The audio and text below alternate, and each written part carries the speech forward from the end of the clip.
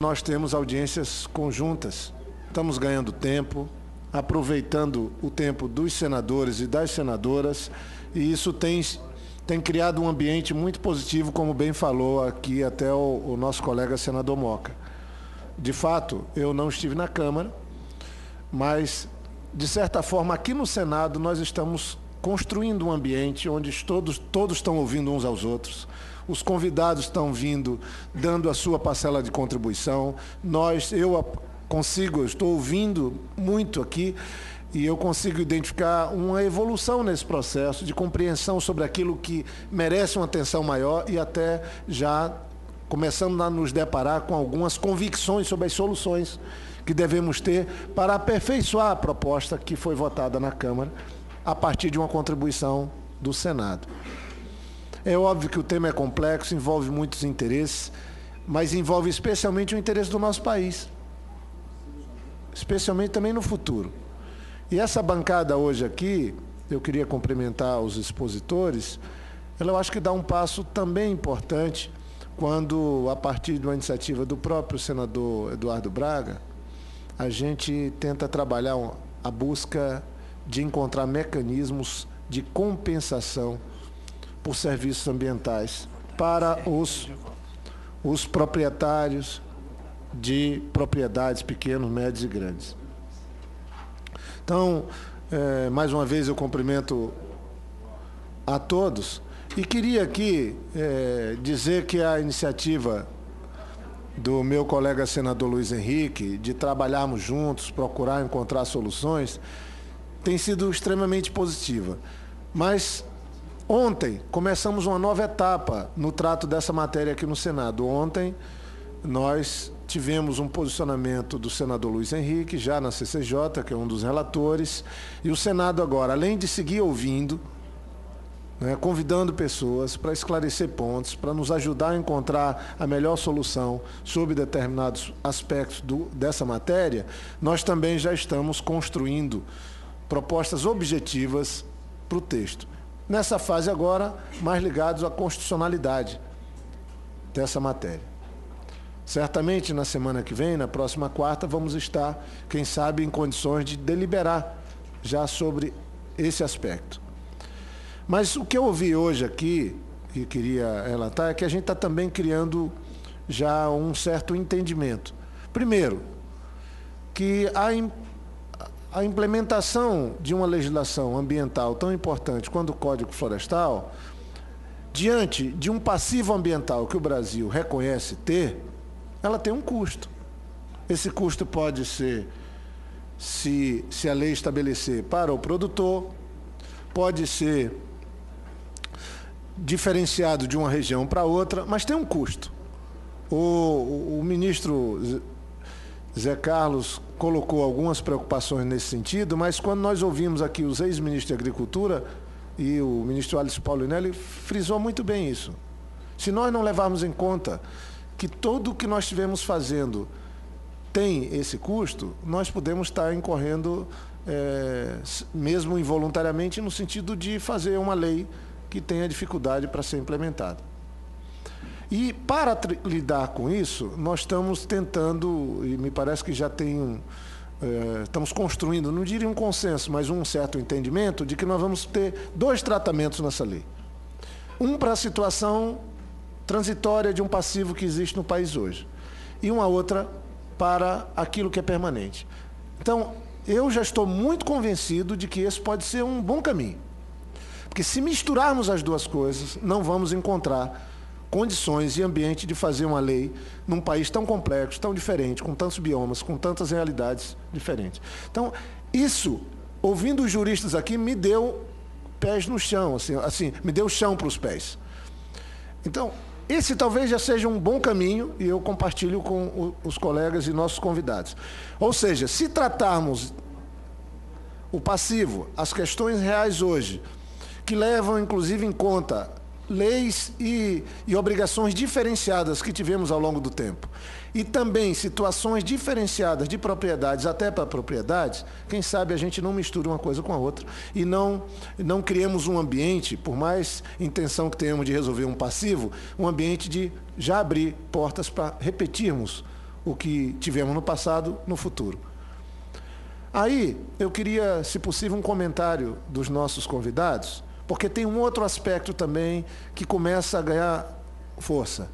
É de pensarmos as diferentes realidades. Quando nós olhamos a produção familiar, e aí não tem nenhum preconceito contra o médio ou o grande proprietário, mas quando olhamos a produção familiar, quando olhamos a pequena propriedade, temos ali uma propriedade que talvez tenha uma carência muito maior das políticas públicas adequadas para se viabilizar do ponto de vista social, do ponto de vista econômico especialmente, e do ponto de vista ambiental, que as outras, que tendo alguma possibilidade de acesso a crédito, mesmo créditos falhos, que a gente sabe que a nossa política agrícola no Brasil ela é muito falha, focada muito mais em produtos do que na produção, não leva em conta a propriedade, enfim, tem uma série de mazelas para quem quer produzir e criar nesse país.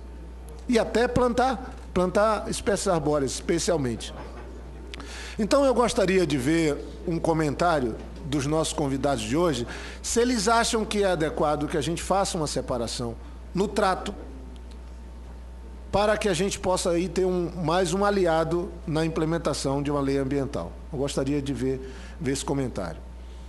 Aí, em relação a custo, eu tenho uma visão de que, se nós encontrarmos o ponto certo de termos uma boa lei ambiental, um bom código, e que essa lei colabore para uma mudança no modelo de produção agrícola do Brasil, para que ele seja menos dependente de insumos caros, que, de alguma maneira, até nos foram impostos ao longo do tempo, por quem dominou tecnologia de produção e que é base de um modelo que todos nós sabemos, de alguma maneira, foi imposto ao Brasil, que tem um custo elevado, seja nas sementes, seja nos defensivos, seja até no processo de correção de solo, nós temos um custo elevado.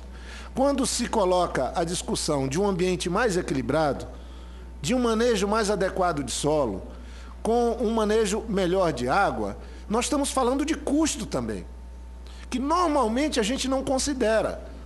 A gente acha que o cuidado ambiental não é um ganho monetário, é um ganho monetário. Se nós tivermos, é óbvio, vamos comparar duas propriedades, não importa o tamanho dela. Uma está num ambiente equilibrado que atende manejo que vai do solo, a água, no mesmo clima, pode ser até no mesmo bioma. E uma outra num ambiente de um solo esgotado, com a água mal manejada. É óbvio que nessa segunda propriedade o custo de produção certamente será muito maior.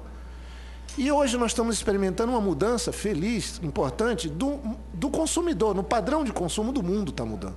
Os consumidores estão começando, todos nós, isso é bom, foi apresentado hoje aqui, o Carlos colocou alguns pontos muito importantes, que são reais. É parte do mercado. Os consumidores estão querendo saber a origem de seus produtos, de onde vem essa carne, como ela é produzida. Isso eu acho muito bom. Só não pode a gente, nós brasileiros, que somos importantes nesse mercado, aceitarmos que as regras sejam, como em alguns casos, sejam feitas contra nós. Mas isso é uma parte da disputa. Mas para o ganho de um mundo melhor, mais equilibrado, nós queremos discutir qual é o carro que tem maior emissão, qual é o produto que tem maior risco. Isso é parte de uma conquista da humanidade. Isso também envolve custos. E aí, todo o aparato que nós temos hoje de financiamento, lamentavelmente, ele está ainda muito voltado para atividades de um modelo insustentável. O proprietário que quer ir para dentro do Código Florestal hoje, de fato, como disse o senador Moca, ele não tem amparo. Aumenta os custos dele. E se ele quiser cumprir à risca o que está na lei, ele vai ter extrema dificuldade, porque o aparato não é voltado para isso. Daí que a gente tem que ouvir, eu acho, e nós estamos fazendo isso aqui, quando a gente ouve, às vezes, um senador, que independente de ter ou não propriedade, mas lida com a realidade, está perto de quem produz, de quem cria, de quem planta, porque, gente, a realidade real tem muito a nos ensinar. Aí eu não queria me alongar, mas eu gostaria de ver esse comentário também na parte dos custos, ou seja, separação de pequena propriedade para grande, leis de transição com uma lei permanente, ou seja, junto. E quando a gente fala de custos, eu já falei com a ministra Isabela, estou já conversando também, o senador Luiz Henrique também. Nós estamos convencidos de que se nós, juntos com a elaboração dessa lei, não tivermos a sabedoria de encontrarmos uma mudança forte no financiamento, seja da produção agrícola, da pecuária, da agropecuária de modo geral, de quem quer plantar floresta, se nós não trabalharmos bem isso, as compensações, nós vamos ter problema. Né? Os incentivos, aí entra para quem preservou e para quem quer vir para a lei. Tem que tratar paralelo isso. Tem gente que tem que ter um incentivo porque fez tudo dentro da lei. Mas tem gente que quer sair de uma situação que está e não pode, não está capitalizado, não tem condição, tem que ter linha de crédito para isso. Porque aí tem a política do ganha-ganha, o meio ambiente ganha também. Então, para não me alongar, aí eu queria pôr uma questão que eu acho que aí vale o Virgílio comentar um pouco mais, que é um assunto novo, me preocupa. Eu, particularmente, tenho um receio da proposta, mesmo sendo da Amazônia. Porque o problema não é fácil de solucionar, mas não sei se essa é a melhor solução. Que é eu entendo que a gente tem que trabalhar situações diferentes, como a gente tem em São Paulo, por exemplo, onde a terra é cara, as reservas são escassas de floresta nativa, e aí tem uma discussão em curso de fazer compensação, ou parte da compensação no mesmo bioma, ou na mesma bacia hidrográfica, até em outros estados. E tem gente trabalhando, e eu acho que aí o senador Eduardo trabalha também, e eu estou com algumas pessoas me ajudando, tem que ter uma economia nova nisso, porque senão você resolve o problema num estado e ingessa um outro. Mas se isso ganhar uma dinâmica econômica, aí eu acho que é importante o trabalho que está sendo feito, e aí o Virgílio, por esse lado, ajuda, de criar uma dinâmica econômica de negócio, onde o meio ambiente passa a ser negócio e um bom negócio, a preocupação com o meio ambiente. Mas me preocupa muito, Virgílio, a gente mudar de bioma. Aí falar, não, a compensação do bioma de Mata Atlântica vai compensar na Amazônia. Aí complica muito. E aí a gente perde um pouco de chão, e eu gostaria de ver o Carlos também comentando, um chão do principal argumentário, porque aí senão a gente pode dizer, então, reserva legal, na propriedade, ela não é tão importante assim. A gente começa a entrar numa esfera de discussão que aí é outra. Porque alguém pode dizer, não, mas então o Brasil pode fazer um investimento, comprar algumas áreas de floresta na Bolívia, no Peru, e a gente também fazer a compensação lá na Bolívia e no Peru para poder usar a nossa área. Alguém extremado pode chegar a esse ponto. Então, eu acho que a gente tem que ver qual é o ponto de equilíbrio que a gente possa chegar, resolver um problema real. Ora, se não tem Mata Atlântica, se o estado de Santa Catarina tem ainda, ter compensação na mesma bacia hidrográfica, no outro estado, está se falando, Mato Grosso está ali, Mato Grosso do Sul está ali próximo, São Paulo, até aí eu acho que tem um ambiente. Agora, eu acho muito perigoso se a gente já extrapolar também de fazer em bioma diferente. Mas eu gostaria de ter um comentário do Virgílio, porque eu acho que a essência da proposta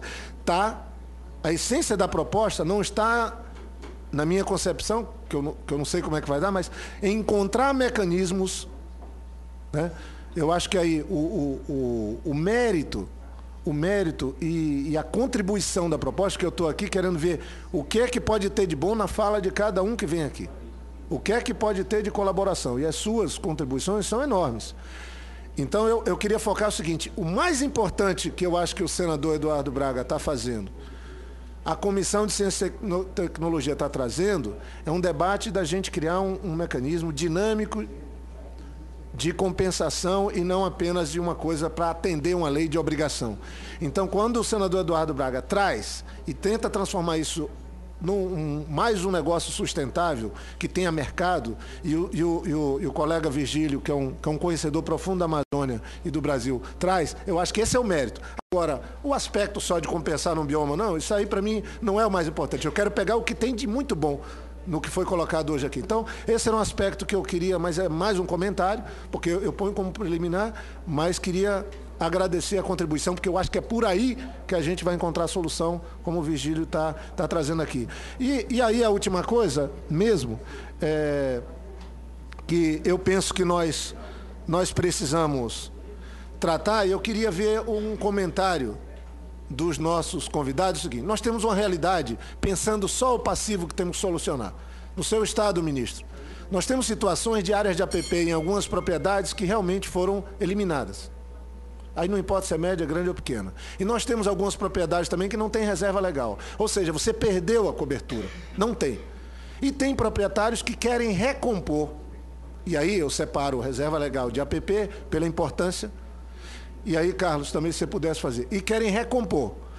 Tem no texto que na recomposição de onde não tem cobertura florestal, foi perdida, você usar ou não, em parte, aí eu não estou querendo discutir o percentual, está falando 50%, florestas de rendimento, para recompor. Porque o que é que acontece hoje, gente? Eu tenho uma propriedade, eu tinha uma APP. As APPs, normalmente, de uma propriedade, vão estar variando, segundo os dados que a gente está chegando, de 15% a 20% de uma propriedade, você pode considerar que são áreas de APP. E tem mais a reserva legal. Numa propriedade, tem muitos casos que não tem nenhuma coisa e tem só um pedaço de outra. Você tem que recompor. Nós temos que criar mecanismo de recomposição nessas áreas. Tem gente que não vai querer comprar área para compensar, nem tem dinheiro, ele quer recompor ali. Vamos ter que ter incentivo, dinheiro, apoio, crédito para isso. Parte, por exemplo, de reserva legal. Como é que é o comentário do Zé Carlos, que tem um conhecimento profundo nisso, e dos colegas, o próprio Virgílio, Carlos. Parte dessa recomposição, do que não existe, ser feita com floresta de rendimento. Como é que vocês observam isso? Porque, no fundo, na minha observação, a pessoa não... Vamos supor que o proprietário está usando a reserva legal para uma atividade econômica. O que era a reserva legal? Ele está criando gado. Está tendo uma criação, onde deveria ser reserva legal. E onde deveria ser APP, ele também tem uma extensão dessa criação dele.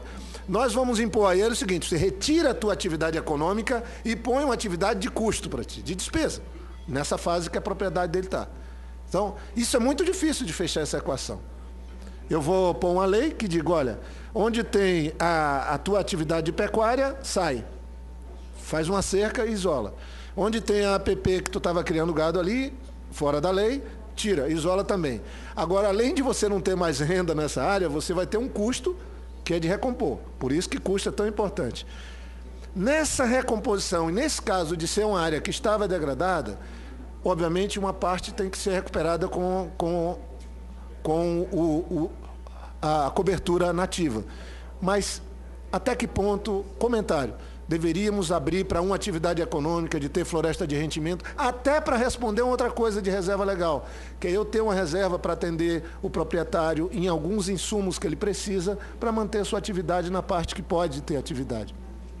Esse é um comentário. E no mais, era muito agradecer e dizer que, no que puder, eu vou estar sempre com o senador Luiz Henrique, como estamos fazendo, ouvindo e tentando extrair o de positivo e o de bom que nós estamos tendo, e não é pouca coisa, nessas audiências que, graças à condução dos presidentes das comissões, nós estamos tendo conjuntas aqui no Senado. Muito obrigado. Questão de ordem.